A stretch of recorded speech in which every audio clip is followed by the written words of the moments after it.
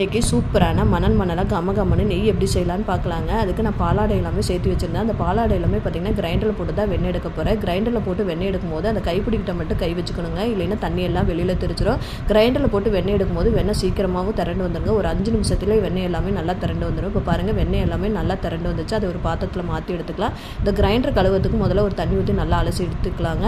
அதுக்கப்புறம் சுடுதண்ணி நல்லா காய வச்சு அதையும் ஊற்றி நல்லா கழுவுனிங்கன்னா அதில் உள்ள பிசு தன்மை, அதில் உள்ள கவிச்சு ஸ்மெல் எதுவுமே இல்லாமல் இருக்கும். இப்போ பாருங்கள், எடுத்து வச்ச வெண்ணெயை ஒரு 3-4 டைம் தண்ணி ஊற்றி நல்லா கழுவிக்கலாங்க. நல்லா தண்ணி தெளிவாகிற வரைக்கும் நல்லா கழுவிக்கலாம். இப்போ கழுவுன வெண்ணெயை பார்த்திங்கன்னா ஒரு பாத்திரத்தில் போட்டு நல்லா அடுப்பில் வச்சு காய்ச்சிக்கலாங்க. காயறதுக்குள்ளே பார்த்திங்கன்னா ஒரு டம்ளர் மோரில் கொஞ்சமாக உப்பு, ஒரு கைப்பிடி முருங்கைக்கீரை சேர்த்துட்டு நல்லா கலந்து வச்சுக்கலாங்க. நெய் நல்லா காஞ்சதுக்கப்புறம் பார்த்திங்கன்னா மோரில் ஊற வச்சுருந்தா முருங்கைக்கீரையை இது கூட சேர்த்துக்கலாம். இது கூடவே பார்த்திங்கன்னா ஒரு ஸ்பூன் கல்லுப்பி சேர்த்துட்டு நல்லா பொரிய விட்டு அடுப்பு ஆஃப் பண்ணிக்கலாங்க. இப்போ இது நல்லா ஆறுனதுக்கப்புறம் பார்த்திங்கன்னா பாட்டிலில் நல்லா வடிகட்டி ஊற்றி வச்சுக்கிட்டிங்கன்னா சூப்பரான கமகமான மணலாக நெய் ரெடிங்க.